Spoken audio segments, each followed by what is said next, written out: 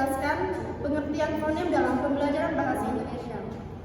Fonem dalam bahasa Indonesia adalah satuan bunyi bahasa yang memiliki makna secara minimal. Artinya, perbedaan fonem dapat mengubah makna suatu kata. Fonem biasanya dipresentasikan dalam alfabet fonetik dengan simbol-simbol tertentu. Perkenalkan, nama saya Ignacia Finyaminanti. Di sini saya akan melanjutkan penjelasan dari rekan saya, yaitu saya akan menjelaskan tentang ciri-ciri vokal dan konsonan. Yang pertama itu vokal. Getaran pita suara atau vokal dihasilkan dengan pita suara bergetar tanpa hambatan dari alat ucap manusia.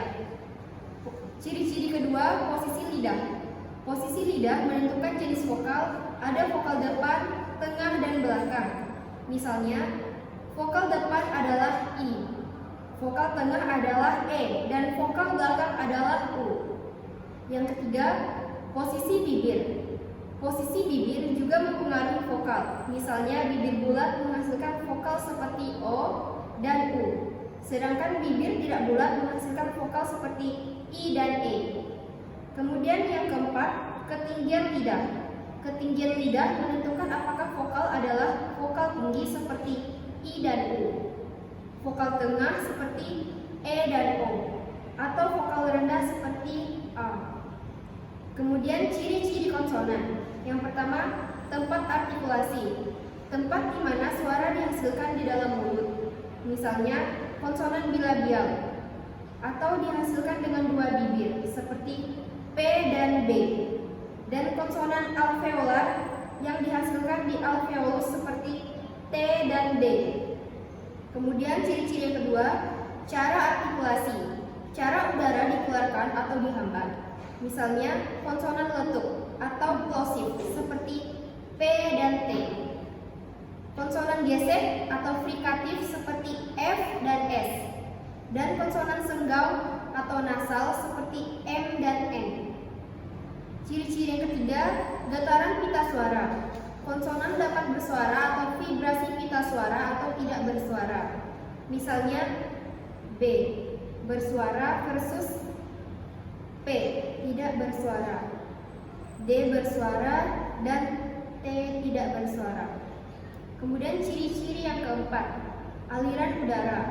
Bagaimana udara mengalir keluar dari mulut atau hidung. Misalnya konsonan lateral seperti L di mana udara mengalir di samping lidah, dan konsonan getar seperti R.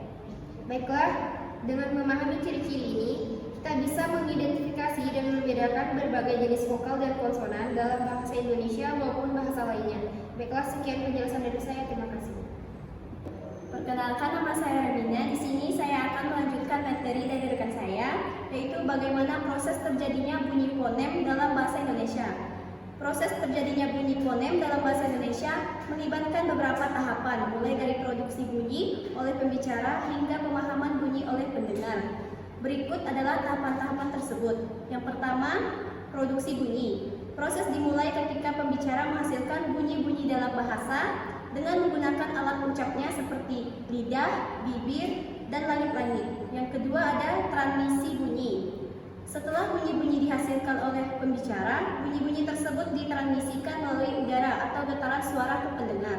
Yang ketiga, penerimaan bunyi. Ketika pendengar menerima gelombang suara yang ditransmisikan oleh pembicara, pendengar melakukan proses penerimaan bunyi tersebut.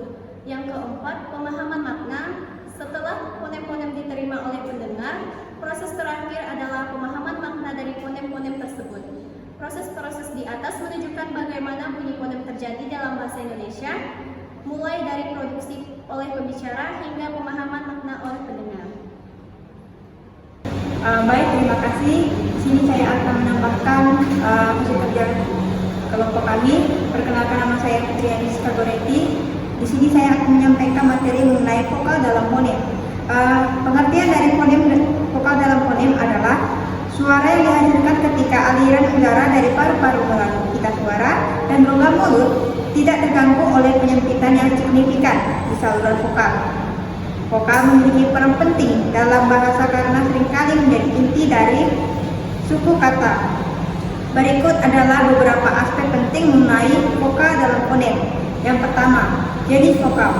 Vokal dapat diklasifikasikan diklasifikasikan berdasarkan posisi lidah dan bentuk bibir. Yang pertama, depan atau front seperti I dalam si. Yang kedua, tengah atau ventral seperti E dalam pergi. Kemudian belakang atau back seperti U dalam kata suhu. Kemudian tinggi atau head seperti dan I. Kemudian dilanjutkan lagi dengan rendah atau low seperti A dalam batu.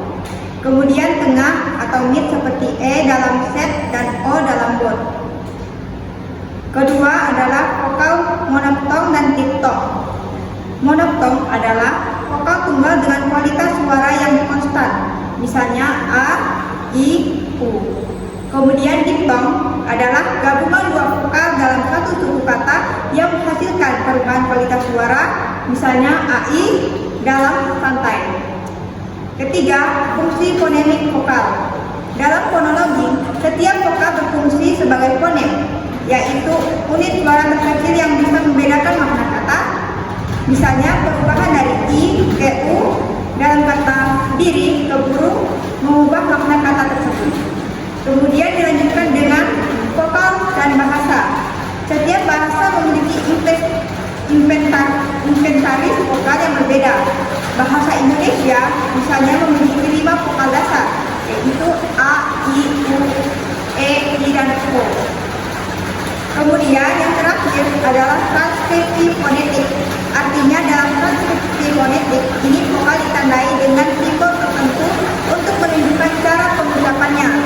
International Phonetic Alphabet atau IPA adalah sistem yang sering digunakan untuk ini. Kesimpulannya, memahami vokal dalam fonem sangat penting dalam linguistik karena membantu dalam analisis struktur bunyi bahasa dan perbedaan antara berbagai bahasa. Sekian dari penjelasan saya akan melanjutkan dari teman saya yang lainnya. Perkenalkan, nama saya Marcelino Vito. Saya akan melanjutkan dari rekan saya. Baik, di sini saya akan menjelaskan tentang bunyi-bunyi fonem dalam bahasa Indonesia. Fonem-fonem dalam bahasa Indonesia adalah unit bunyi terkecil yang dapat membedakan makna antara satu kata dengan kata lainnya. Berikut adalah beberapa contoh bunyi fonem dalam bahasa Indonesia.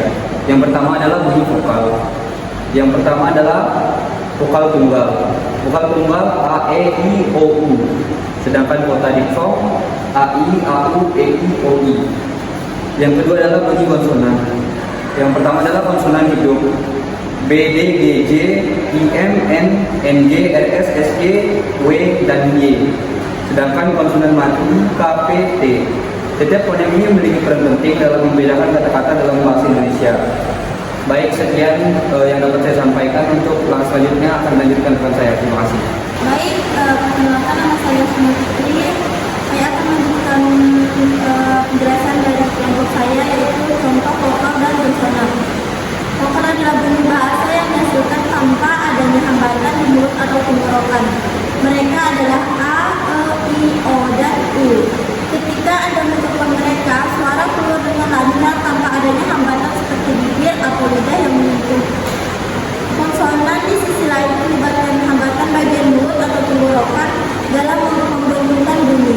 Misalnya, ketika Anda mengucapkan D, bibir Anda bertemu untuk membuat bunyi.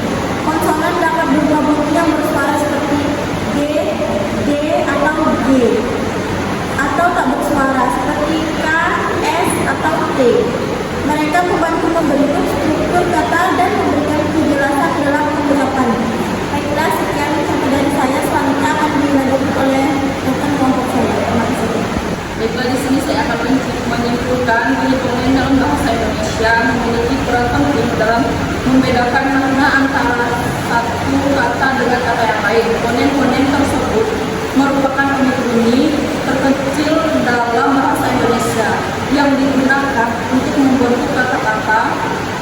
Pemahaman tentang fonem-fonem ini membantu dalam proses pengucapan yang benar dan pemahaman yang tepat dalam berkomunikasi dalam bahasa Indonesia. Sekian dan terima kasih.